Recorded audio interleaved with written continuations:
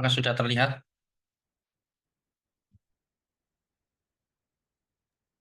Izin Halo? menjawab sudah, Bapak. Baik. Untuk mengawali eh, tatap muka pada malam hari ini, minta tolong PJMK-nya untuk screenshot ya di awal. Silahkan screenshot. Kalau misalnya eh, satu halaman belum apa belum cukup, maka lanjutkan di foto gambar kedua ya dari dokumentasi mahasiswa yang lain. Jadi foto di halaman pertama, kemudian ternyata kok hanya sampai mahasiswa ke 15, lanjutkan ke next sampai terakhir. Kabari jika sudah ya. Izin menjawab baik, Bapak. Baik, Assalamualaikum warahmatullahi wabarakatuh. Waalaikumsalam. Selamat malam dan salam sejahtera untuk kita semua. Alhamdulillah pada malam hari ini saya dapat memberikan materi lanjutan dari materi-materi sebelumnya yang telah diberikan oleh koordinator eh, pengajar sebelumnya yaitu Bapak Hafid. Untuk pertemuan kelima ini itu terkait, jadi masih pada sub mata kuliah yaitu keamanan dan perlindungan data dengan sub pokok bahasan mengenai nanti saya terkait pertemuan ini terkait dengan pelepasan data untuk penelitian ya, untuk penelitian. Pastinya Mbak dan Mas sudah apa? Sudah mulai belajar melaksanakan hal ini di dalam proses apa, yaitu misalnya menyelesaikan penugasan-penugasan. Di situ sudah mulai belajar menyusun mengenai pendahuluan latar belakang manfaat seperti itu ya, menyusun kalimat demi kalimat menjadi sebuah paragraf dengan sumber data atau sumber pustaka eh, yang mendukung. Baik, ini ya mata kuliah ini keamanan dan perlindungan data. Artinya ini penting sekali di mana nanti diimplementasi baik itu di institusi, kemudian yang kedua di di Fasiankes, baik itu rumah sakit maupun di puskesmas maupun di klinik. Nah, kapan penggunaannya untuk di institusi itu nanti akan Mbak Mas rasakan ketika sudah masuk pada tingkat 2 atau tingkat 3 di mana semuanya itu sudah mulai secara bersama-sama baik berkelompok maupun individu membuat semacam laporan tugas akhir ya. Di situ nanti eh, akan merasakan dalam implementasi eh, apa tentang pelepasan data seperti itu ya. Apakah membutuhkan waktu jawaban yang begitu cepat sehingga langsung untuk penelitian atau sebaliknya ya. Nah, baik ini ya nanti apa yang dicapai itu dalam pertemuan pertama sampai 14 ya. Eh, nanti ya bagian-bagian ya yang Mbak Mas lewati ya sehingga kalian mampu baik itu mengidentifikasi, baik itu memahami eh, role play-nya, ya berpraktek eh, cara eh, melepaskan data untuk penelitian atau lainnya, ya baik mahasiswa ada yang sebagai petugas rumah sakit, ada yang sebagai peneliti, ya. Nah, untuk sub pokok bahasan yang kelima ini mengenai pelepasan data untuk penelitian. Namun sebelum itu saya akan sedikit menyampaikan mengenai glosary atau terminologi istilah-istilah yang nanti ada di penelitian kesehatan atau terkait dengan apa yang harus diketahui oleh seorang mahasiswa, apa yang harus diketahui oleh seorang petugas di rumah sakit ya ketika nanti bekerja di rumah sakit atau saat ini sebagai mahasiswa. Ya. Nah, saya akan bercerita dulu tentang sebelum masuk ke pelepasan data, standarnya seperti apa, ya alurnya seperti apa, ya. Kita tahu bahwa ruang lingkup penelitian kesehatan itu secara umum memiliki makna batasan. Dalam arti luas, batasan ini dalam bentuk materi atau variabel yang diteliti, baik itu subjeknya atau lokasi, ya, baik itu subjeknya maupun lokasi. Jadi memiliki makna batasan, ya, tidak mungkin ingin meneliti seluruhnya, ya, pasti membutuhkan suatu effort, suatu apa tadi variabel, ya, subjeknya dan lokasi. Ya. Jadi kalau lebih luas ya usahanya juga lebih luas. Nah, ruang lingkup bisa diartikan secara khusus yaitu pada hal tertentu yang tercakup ya dalam sebuah masalah. Nah, pastinya Mbak dan Mas di dalam tingkat 2 ini sudah mulai mengidentifikasi sebuah masalah di Fasiankes ya untuk dijadikan model dalam menyusun laporan tugas akhir. Nah, dalam penelitian ini juga bisa diartikan pembatasan variabel yang digunakan, ya pasti seperti itu. Nah, nanti dalam penelitian juga sama, pasti pertanyaannya mengapa pilih judul tersebut, apa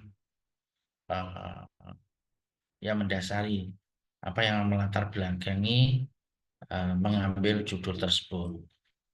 Nah, kemudian berapa banyak subjek yang akan diteliti.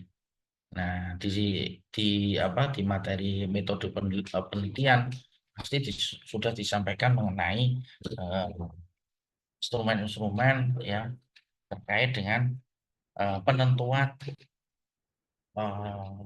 sampel gitu ya dari sumber pustaka mana. Nah, luas lokasi penelitian itu juga bisa mempengaruhi kemudian materi yang dikaji.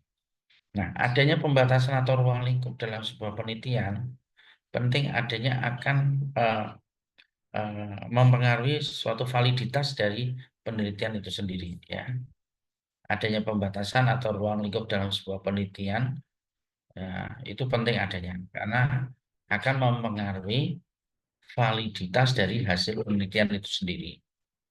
Jadi ruang lingkup pembahasan akan lebih fokus dan tidak akan melebar kemana-mana. Jadi nanti kalau menyusun, kalian pasti dimintai pada satu judul, ya, tidak boleh secara umum. Misalnya kalau secara umum kan bisa diartikan itu misalnya gini, kalian diminta PKL, kemudian hasil akhir dari PKL itu membuat laporan PKL. Nah, laporan PKL biasanya itu masih global, ya, masih melebar kemana-mana. Nah, eh, apa yang perlu diketahui oleh seorang mahasiswa ataupun petugas rumah sakit, yaitu harus paham mengenai istilah-istilah. Sama seperti kalau kalian belajar mengenai terminologi medis atau kodifikasi, pasti di situ diawali dengan istilah. Ya. Nah, yang pertama ada istilah yaitu peneliti. Peneliti adalah perseorangan atau tim yang melakukan suatu penelitian di lahan penelitian. Jika suatu penelitian dilakukan oleh sebuah tim, peneliti adalah pemimpin yang bertanggung jawab dari tim tersebut. Nah, kalau individu berarti dia sendirilah yang bertanggung jawab terhadap penelitian tersebut, ya. Harus paham apa yang ditulis, apa nantinya yang akan dikerjakan. Jadi kalau tidak dibaca ulang apa yang diketik nanti bingung. Ya, begitu juga kalian menyalin, menyadur ya suatu kalimat dari buku pustaka, pahami betul ya maksud dan tujuan dari paragraf tersebut. Ya, setiap paragraf kalimat yang dicuplik ini maksud dan tujuannya apa. Nah, peneliti ini adalah tadi ya perseorangan atau tim yang melakukan. Tim ini biasanya kalau penelitian itu dilakukan lebih dari eh, dua atau lebih dari dua gitu ya. Ya, seperti itu. Jadi ada kota tim dan ada anggota. Kemudian untuk penelitian, ini suatu kegiatan yang bersifat ilmiah yang dilaksanakan dengan menggunakan prosedur atau metode tertentu secara sistematis dengan menggunakan fakta, ya, fakta yang diperoleh secara objektif dalam rangka memecahkan masalah atau mendapatkan temuan-temuan, ya.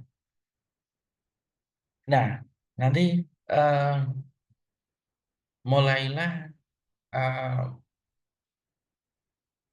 mendapatkan fakta. Ya, fakta itu kan hal yang memang terjadi. Misalnya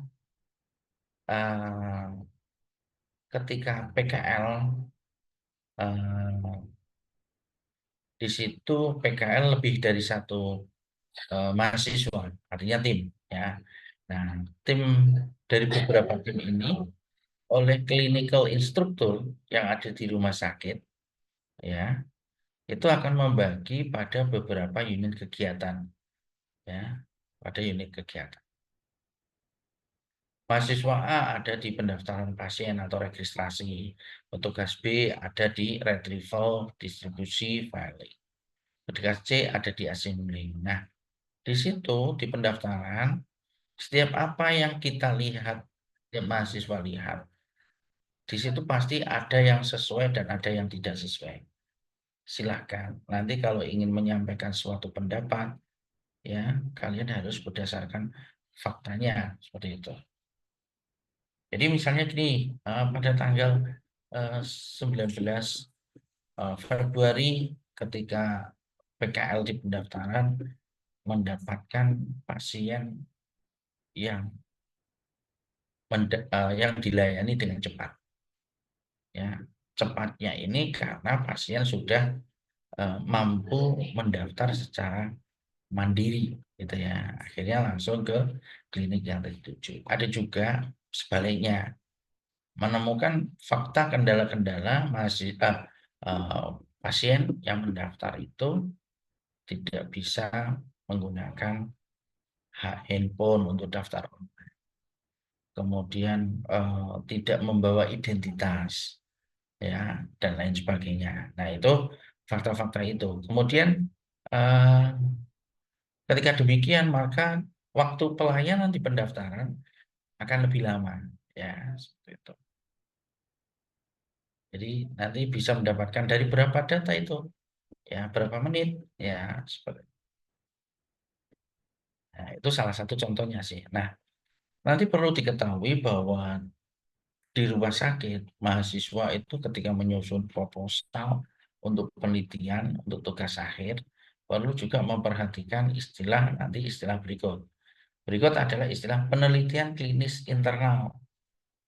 Kegiatan penelitian yang dilaksanakan di rumah sakit oleh pegawai atau pihak internal yang menggunakan pasien atau sukarelawan yang sehat sebagai subjek penelitian.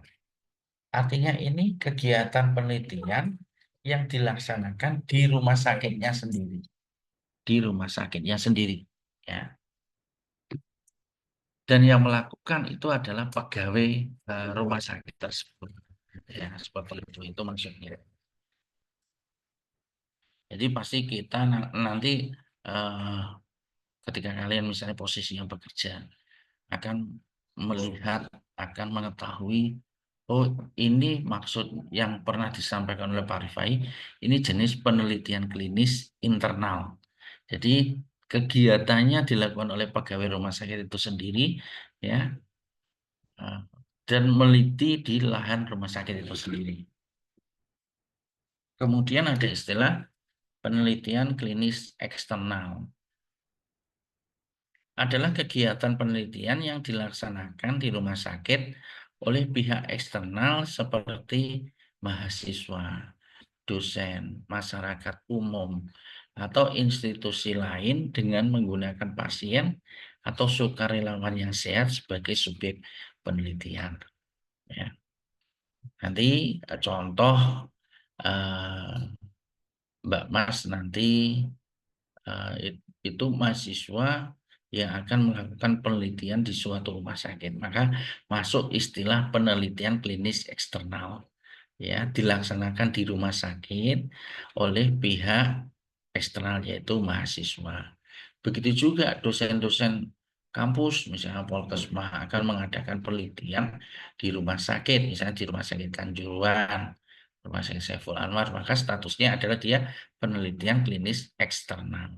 Ya, baik itu nanti sebagai subjeknya itu adalah langsung pada pasien atau mungkin pada data-data sekunder, data yang sudah jadi, data yang sudah berbentuk laporan yang ada di bagian reka medis. Ya.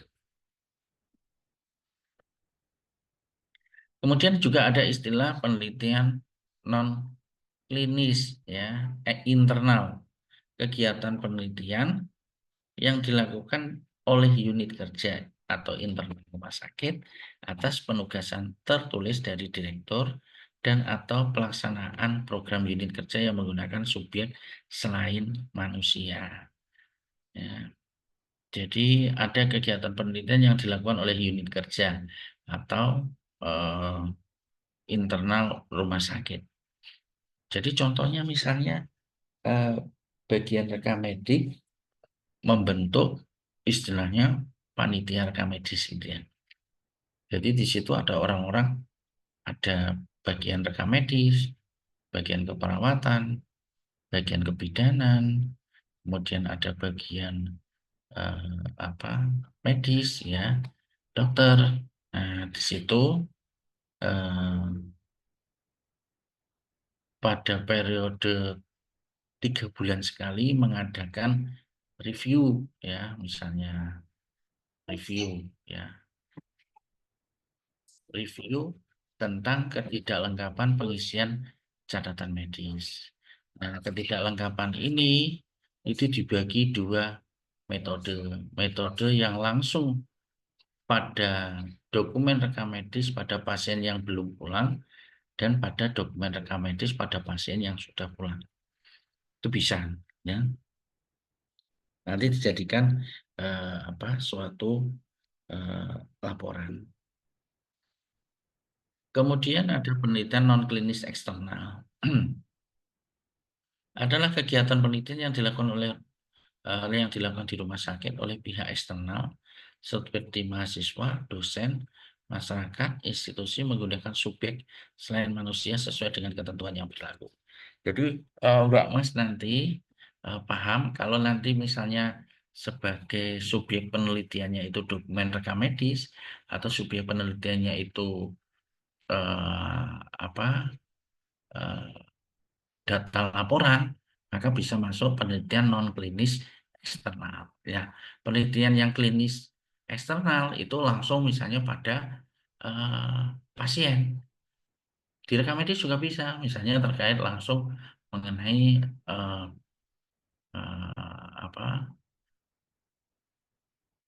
evaluasi atau tinjauan eh, atau misalnya analisa waktu tunggu pasien di ruang pendaftaran pasien di ruang pendaftaran misalnya. Itu dengan metode pengumpulan data yaitu kuesioner, ya. Jadi dengan kuesioner itu maka kan petugas rekam medis itu langsung ke pasien, ya, langsung ke pasien. Begitu juga misalnya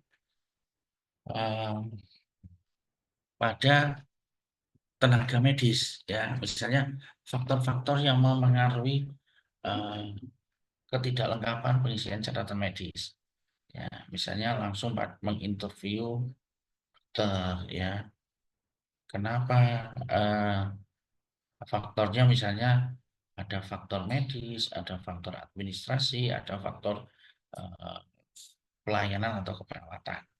Itu bisa dikaji, ya. Nah, ada juga jenis lain yaitu penelitian intervensi. Adalah suatu kegiatan yang bersifat ilmiah yang dilaksanakan secara eksperimental dengan perlakuan pada manusia. Nah, pasti dari sini itu nanti ketika sudah tahu jenis-jenis ruang lingkup penelitian ini, maka kalian sebagai mahasiswa rekam medis itu masuk kategori yang mana, ya? Apakah masuk yang penelitian jenis intervensi, ya? Ya, kalau intervensi kan gini, suatu kegiatan yang bersifat ilmiah yang dilakukan secara eksperimental dengan perlakuan pada manusia. Adakah di rumah sakit? Ada. Misalnya tentang eh, eh, tentang temuan vaksin, ya, temuan suatu produk vaksin. Nah, ketika itu sudah diteliti oleh peneliti, vaksin ini akan diuji coba ke manusia, ya, seperti itu, ya, manusia. Jumlah populasinya berapa, tapi langsung pada subjek manusia, ya. Apakah ada perbedaan antara sebelum vaksin dengan setelah vaksin? Begitu juga misalnya menguji coba mengenai penggunaan obat farmasi, gitu ya. Jadi temuan obat baru kemudian diuji coba ke pasien. Ini pasti sebagai penelitinya, misalnya seorang spesialis ingin mengimplementasi karena menemukan suatu produk farmasi baru, ya, diuji coba. Dengan catatan ketika timbul adverse effect, maka segera dilakukan tindakan pertolongan, ya, menghentikan penelitian tersebut, harus menggunakan penanganan lain. Tidak boleh dilanjutkan untuk penelitian tersebut, ya. Jadi efek samping dari penelitian yang melibatkan manusia.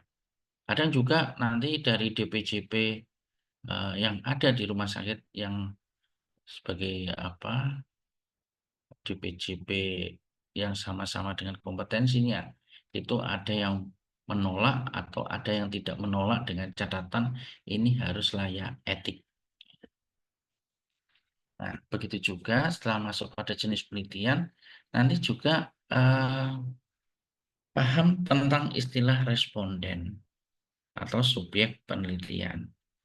Adalah individu yang ikut serta dalam suatu pelaksanaan penelitian, ya, sebagai sasaran atau tujuan penelitian, ya. Jadi nanti kalian harus paham dari apa yang ditulis itu nanti sebagai subjek penelitiannya siapa, ya. Apakah berkas rekam medisnya, formulir rekam medis, atau laporan statistik, atau pasien yang sedang menunggu di depan pendaftaran, ataukah yang jadi subjek penelitiannya adalah software, ya, ataukah petugas pendaftarannya. Itu harus jelas. Nah, berikutnya di dalam etika penelitian, ya, sebelum ini nanti pengajuan penelitian kalian disetujui, juga harus paham mengenai informed consent peraturan pelaksanaan penelitian. Nah, ini biasanya disampaikan bahwa di rumah sakit itu ya tentang ini. Pernyataan kesediaan seorang peneliti secara sukarela untuk membaca, memahami, dan mematuhi peraturan pelaksanaan penelitian di rumah sakit, serta bersedia menerima sanksi apabila melanggar peraturan tersebut. Ya, seperti itu. Jadi, uh, pernyataan kesediaan secara kurang memahami, membaca peraturan tentang pelaksanaan penelitian di rumah sakit.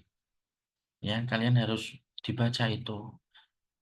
Mulai kalian misalnya membuat surat pengajuan permohonan ke rumah sakit, ya. Kemudian sampai dibalas, disetujui oleh pihak rumah sakit itu berapa lama, ya.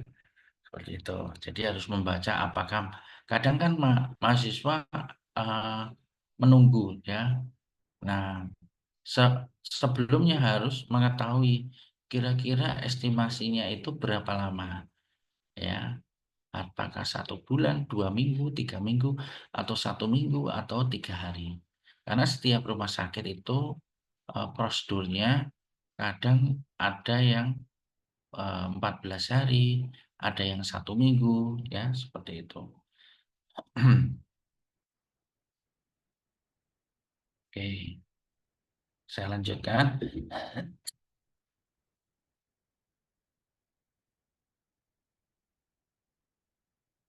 Inform consent kesediaan responden.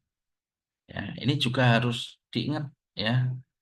Makanya nanti dalam penelitian data, ya pelepasan data ini, ya ini siapa gitu loh, ya yang jadi karena harus tahu betul ya kira-kira yang menjadi responden itu siapa? Apakah hanya petugas rekam medis ataukah eh, ada petugas di luar rekam medis? Misalnya terkait dengan evaluasi penggunaan rekam medis elektronik di pelayanan rawat jalan. Maka itu tidak hanya petugas di pendaftaran, tapi juga petugas-petugas di poliklinik. Ya.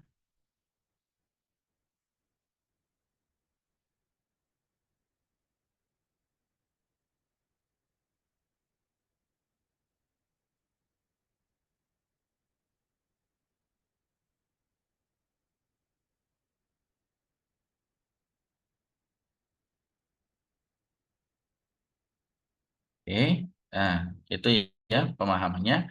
Nah,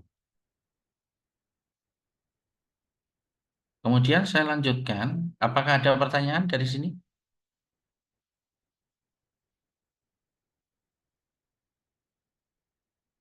Ada pertanyaan? Belum ada, Ada Bapak. yang Halo?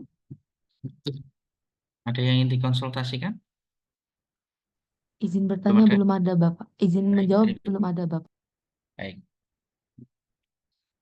Nah, ini. Nah, pelepasan data untuk penelitian itu ada kaitannya dengan yang ditulis itu, ya.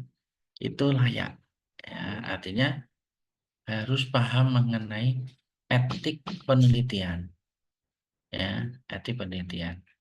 Apa itu? Yaitu suatu ukuran dari tingkah laku, ya, perbuatan yang harus dilakukan atau diikuti oleh seorang peneliti dalam memperoleh data-data penelitiannya yang disesuaikan dengan peraturan yang berlaku di tempat ia meneliti. Jadi menyusun proposalnya selesai.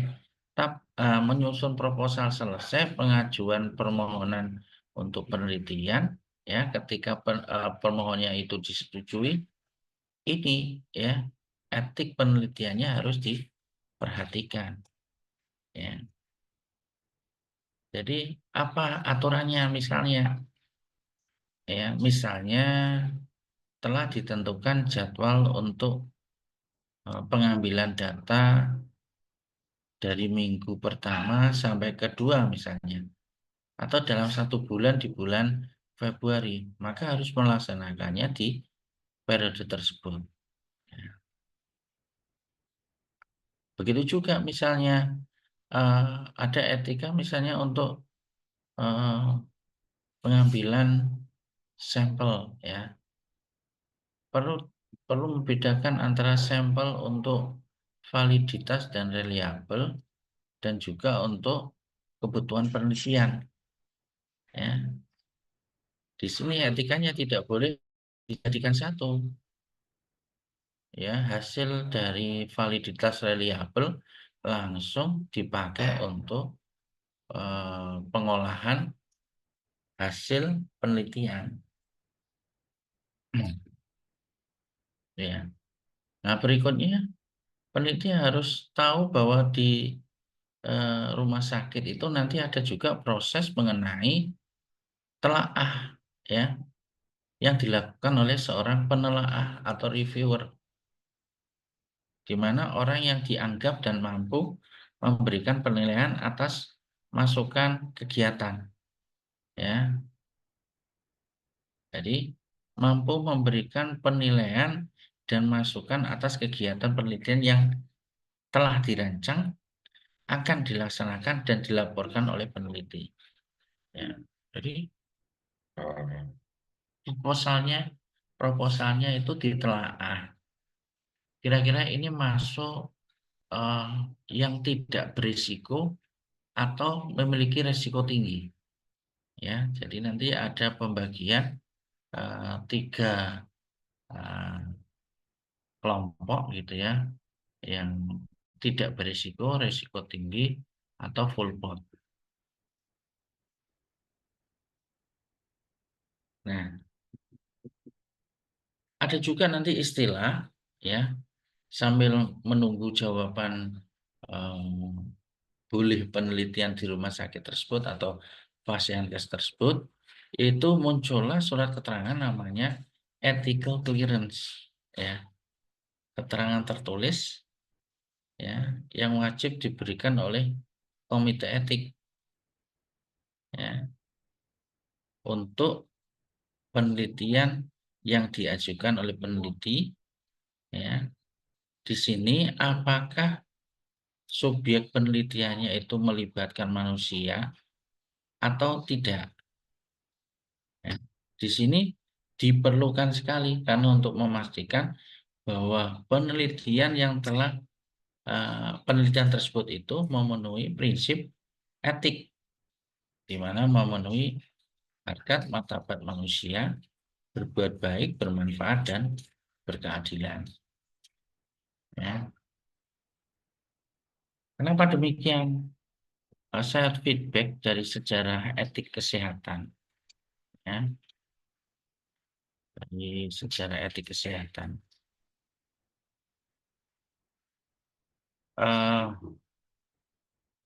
Data di Amerika, di negara di salah satu bagian di Amerika Serikat, misalnya dulu itu ada 400 orang ya mengikuti pengobatan gratis untuk penyakit darah ya epidemi. Ya. Fakta didapatkan pengobatan itu tidak pernah diberikan walau walau jumlah obat itu tersedia cukup ya.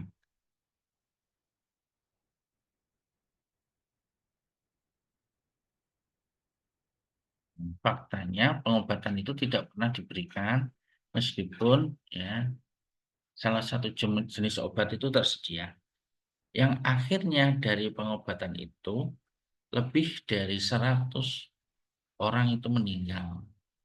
Ya. Nah, pengobatan ini sebagai subjeknya itu manusia ya. Nah,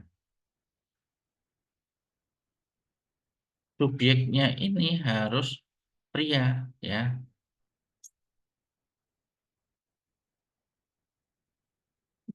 Kemudian tidak diberikan informed consent. Nah, hal demikian uh, sudah tidak mengikuti kaidah etik penelitian kesehatan ya. Jadi itu contoh kesalahan medis. Nah, hal-hal demikian itu sampai sekarang ya tercatat ya dan dimasukkan dalam kategori jenis penelitian yang tidak yang tidak ya dicek terlebih dahulu layak atau tidaknya. Ya. Nah, akhirnya apa? Karena itu menimbulkan kematian yang begitu banyak, ya muncullah reaksi, ya. Itu saya contohkan tadi dari etik ya, saya ceritakan aja. Muncullah kemarahan publik, ya, muncullah kemarahan masyarakat, ya, untuk dilakukan semacam audit atau review. Itu di tahun 1973. Dan harapannya pengobatan gratis pada penyakit darah tadi minta untuk dihentikan, minta untuk diterapkan prosedur ilmiah, ya, meskipun penelitian itu dibiayai oleh negara,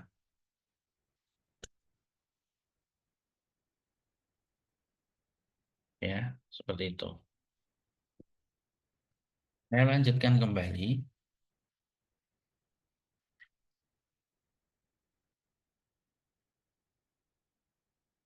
Nah, itu materi tentang istilah yang ada di istilah-istilah di dalam penelitian. Saya akan lanjutkan kembali pada standar pelepasan data secara umum ya. Pelepasan data bisa untuk pihak ketiga, baik itu untuk pasien, baik untuk asuransi, baik itu untuk pasien ya sebagai pemilik informasi tersebut. Ya. Kemudian ada juga pelepasan data untuk penelitian. Nah, ini secara umum ya untuk pelepasan data rekam medis. Ini banyak sekali di beberapa rumah sakit itu menerapkan standar pelayanan publik. Jadi diawali dari yang pertama menerima permintaan pelepasan informasi secara tertulis dari pasien dan atau atas perintah pengadilan. Jadi rumah sakit itu menerima permintaan dari pasien misalnya untuk apa? Oh, untuk dokumentasi misalnya. Yang penting pasien itu kalau misalnya pasien bisa mobile, bisa datang sendiri di rumah sakit, ya, mengajukan di rumah sakit, pasien sendiri itu lebih baik dan biasanya tidak perlu proses surat menyurat yang lebih banyak. Nah, berbeda dengan perintah pengadilan. Nah, ada juga suratnya ini ditujukan kepada pimpinan rumah sakit, kemudian dilakukan telaah gitu ya. Ini yang diminta dari rumah sakit dari pengadilan ini pada kasus apa ya. Maka DPJP-nya untuk dikonfirmasi. Jika itu memang diperlukan untuk memberikan keterangan, maka akan diberikan keterangan. Tapi nunggu disposisi persetujuan terlebih dahulu dari pimpinan rumah sakit. Yang kedua, jika pasien berumur di bawah 14 tahun, jadi masih masuk kategori anak-anak, maka permintaan pelepasan data atau informasi tersebut ya itu tertulis dari orang tua atau wali ya.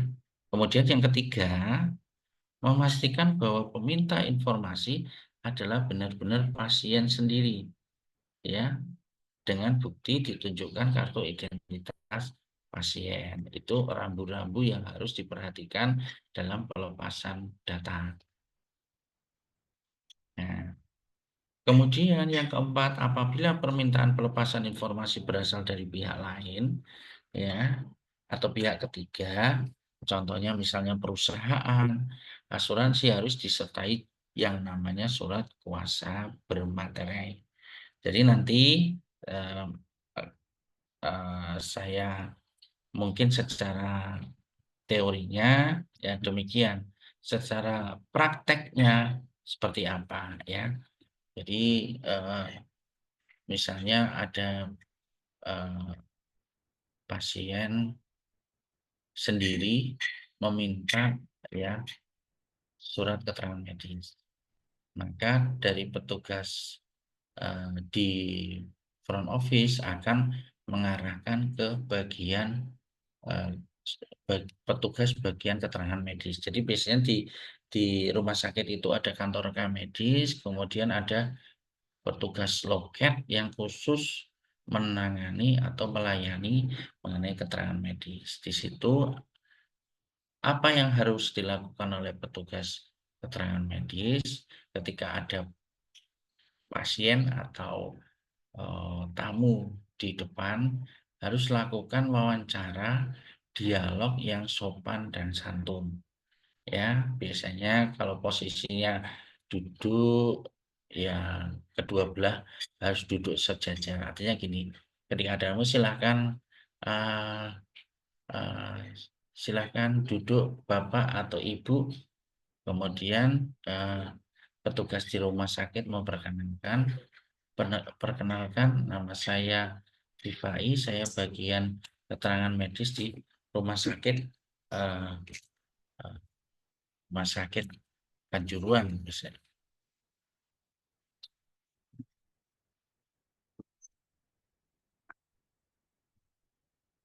Nah, begitu juga kalau sudah diperkenalkan, ada yang bisa apa yang dapat kami bantu ya. Misalnya, oh iya pasiennya menyampaikan saya ingin minta keterangan medis atas nama saya sendiri yang sakit pada periode A, B, C ya seperti itu. Baik, kemudian boleh ditunjukkan kartu identitasnya. Kalau memang sudah ada dan sesuai, maka tetap menuliskan permohonan kepada pimpinan tanpa surat kuasa. Ya. Kemudian apabila permintaan untuk kepentingan penelitian, ya ini, jadi tadi terkait data medis, kemudian untuk keperluan penelitian, ya maka informasi tanpa disertai dengan identitas pemilik data. Jadi cukup pengajuan untuk penelitian kesehatan, ya. Nanti nunggu konfirmasi persetujuan dari pimpinan rumah sakit. Nah, peneliti akan dikabari ulang dari petugas yang didelegasi dari pihak rumah sakit. Begitu juga untuk penyampaian informasi untuk kepentingan asuransi, pemberi kerja, ini tetap dan lain-lain ya. Ini tetap petugas rumah sakit harus memegang prinsip need now ya, minimal tapi mencukupi, relevan dan akurat seperti itu. Nah, begitu juga di rumah sakit harus memiliki standar melayani publik ini, waktu penyelesaiannya permintaan data ini itu berapa hari yang terkait dengan data medis ya, data keterangan medis, apakah 1 hari, 1 minggu dan lain-lain, atau 14 hari paling maksimal. Nah, itu harus tertulis. Begitu juga mengenai pembiayaan dan tarif. Nah, ini masuk dalam kelompok produk layanan apa ya. Baik, untuk prosedur pelepasan informasi medis tadi sudah ya. Maaf, untuk prosedur pelepasan informasi medis ya untuk keperluan penelitian. Ya. Yang pertama, permohonan resmi dari peneliti pada rumah sakit. Nah, nanti rumah sakit dari pimpinan itu akan memberikan disposisi untuk ditelaah apakah ini layak untuk penelitian ya, nanti dengan bukti ethical clearance ya, layak surat keterangan layak etik gitu ya. Kemudian yang ketiga persetujuan kalau misalnya itu berhubungan sebagai subjeknya itu adalah respondennya adalah pasien, maka di dalam proposal penelitiannya itu juga harus ditampilkan mengenai format informed consent, ya. Kemudian yang keempat, tidak boleh menampilkan identitas pasien, ya. Nah, tetap nanti dalam proses pelepasan data itu mengikuti aturan-peraturan yang berlaku. Nah, berikut adalah definisi, ya. Pelepasan informasi medis untuk penelitian adalah prosedur memberikan data atau informasi medis untuk keperluan penelitian. Nah, berikut misalnya contoh SPO pelaksanaan penelitian di rumah sakit, ya. Nah, mulai misalnya eh, apa? Mulai dari proses mengajukan surat permohonan, surat permohonan izin penelitian, kemudian dilampiri dengan proposal penelitian, kemudian selanjutnya dari disposisi pimpinan untuk ditelaah oleh komite etik untuk mendapatkan surat kelayakan, yaitu ethical clearance. Setelah itu akan mendapatkan surat izin, ya, melaksanakan penelitian. Selanjutnya mahasiswa dapat melakukan penelitian, ya. Nah, di sini eh, di situ harus jelas time schedule-nya, ya. Time schedule dalam melakukan studi pendahuluan maupun penelitian, ya. Itu isi daripada prosedur penelitian di rumah sakit. Nah, selanjutnya karena gini, apalagi nanti kalau penelitian pelepasan data misalnya langsung pada pasien, misalnya itu yang berbentuk kuesioner maupun wawancara, ya, meskipun pasien tersebut tidak di ruang perawatan atau di kamar operasi, ya, atau di misalnya yang di depan loket pendaftaran, karena ruang lingkup rekam medis bisa jadi akan ketemu langsung, mewawancarai atau mendapatkan data itu ketika pasien sedang duduk-duduk di depan pendaftaran. Prinsip yang perlu diperhatikan dalam pelepasan data itu adalah kerahasiaan. Peneliti itu wajib menjaga kerahasiaan data pasien itu karena bersifat rahasia, hanya boleh diakses oleh pihak yang berwenang.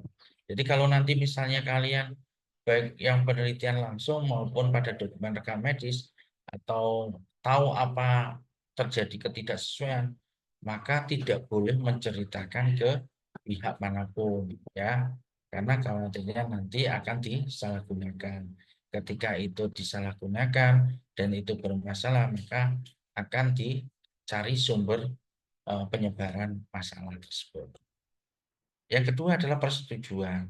Makanya nanti dalam lampiran proposal yang dibuat oleh peneliti itu buatlah inform consent-nya, ya. Dan yang ketiga adalah kepatuhan hukum, ya, ikuti aturan-aturan yang ada di rumah sakit. Dan yang keempat adalah keamanan data. Jadi nanti kalau terkait dengan pelepasan data tentang data SIM RS, maka tidak boleh nanti misalnya menghafal username password, kemudian membuka diri di rumah itu tidak boleh. Karena harus tetap menjaga keamanan data.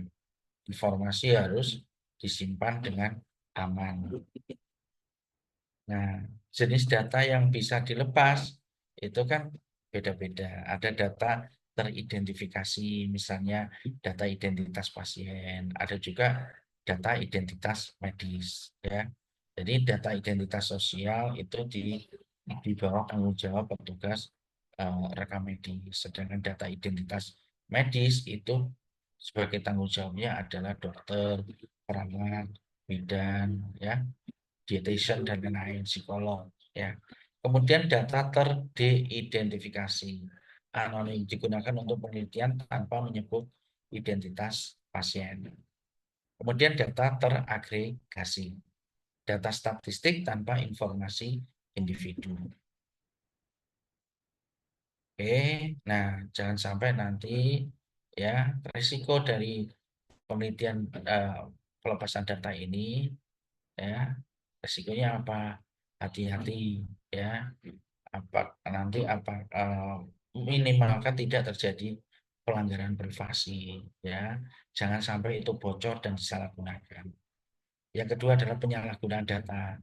Jangan sampai kebutuhan data untuk penelitian tersebut dipakai untuk yang lain-lain ya.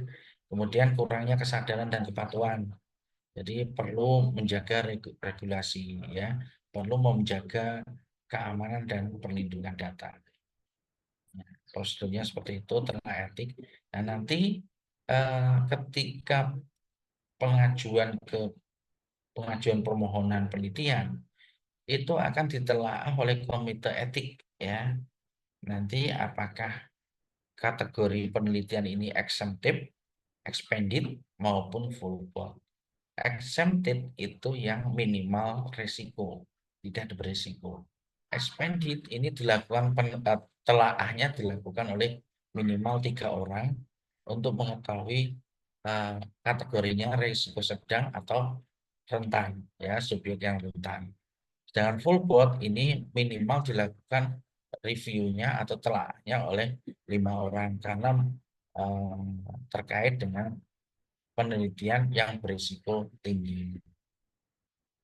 Nah, nanti akan muncul surat layak etik ya.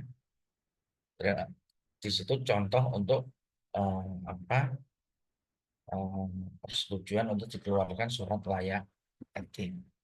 Nah, nanti dari proposal yang sudah dibuat oleh mahasiswa itu nanti dibuat ringkasan ya, resume sesuai dengan uh, standar atau daftar isi yang sudah ditentukan oleh komite etik. Nah, nanti di rumah sakit itu dalam pelepasan data itu ada yang menyetujui dan ada yang menolak. Ya, ada juga nanti misalnya menolak pernyataan mengundurkan diri dari keikutsertaan penelitian. Itu boleh ya, harus ada di formulirnya. Kemudian juga ada persetujuan individu untuk berpartisipasi dalam penelitian. Nah, kalau setiap mahasiswa pasti memiliki format sendiri-sendiri. Dalam hal ini adalah informed consent. Dan yang terakhir nanti perlu mahasiswa itu memahami standar-standar dalam penelitian. Kurang lebih ada 8, tapi saya tunjukkan satu aja. Ya, standar yaitu mutu hasil. Yang kalian nanti itu mutu hasilnya seperti apa sih?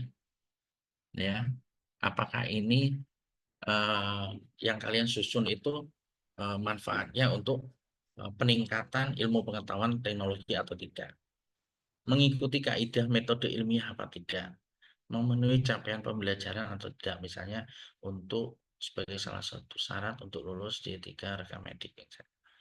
Dan yang kelima adalah tidak membahayakan untuk kepentingan umum. Ketika ini misalnya dipublish, apakah ini plagiat atau tidak. Dan ketika ini tidak bersifat rahasia, maka bisa untuk dipublikasi. Baik, itu saja sebagai kesimpulannya.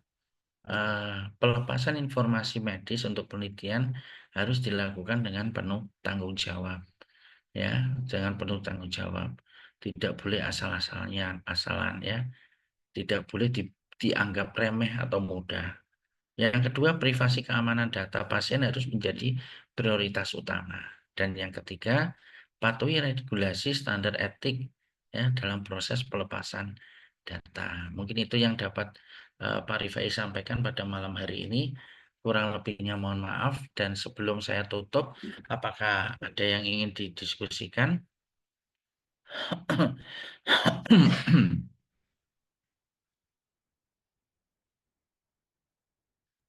Izin menjawab belum ada, Bapak.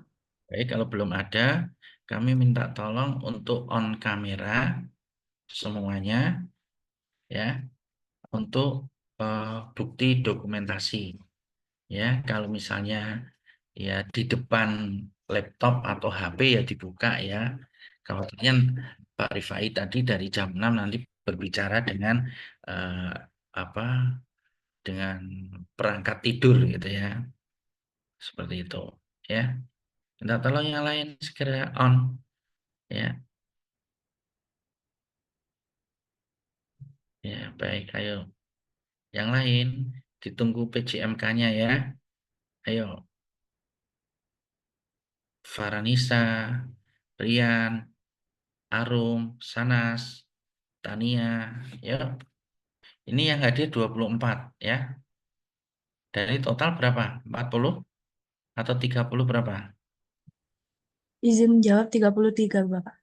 33 ya. Tidak hadir. Ya, nanti jangan lupa untuk absensinya tetap pilih teori sama praktek ya. Karena kebetulan nanti untuk penugasan saya berikan di akhir saja. Nanti berbentuk apa buat video yang berupa dialog tentang pelepasan data untuk penelitian satu, tapi tidak sekarang ini, saya hanya nanti biar dipersiapkan ya. Jadi tugasnya ini tim terdiri dari 2 mahasiswa ya, satu sebagai petugas rumah sakit, satu sebagai mahasiswa ya.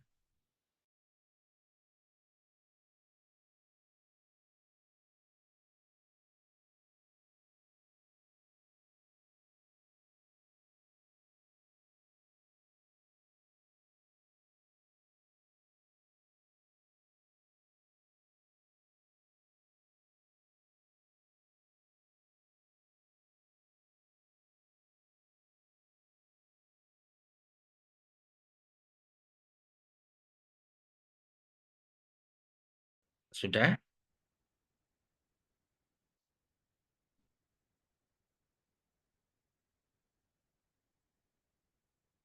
dikabari jika sudah ya.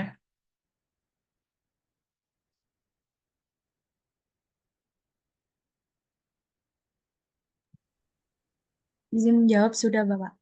Baik, terima kasih. Kami sampaikan terima kasih ya. Mohon maaf ya. Selamat malam. Assalamualaikum warahmatullahi wabarakatuh. Waalaikumsalam Waalaikumsalam warahmatullahi wabarakatuh. Terima kasih, Bapak. Terima kasih, Bapak. Ya, sama-sama.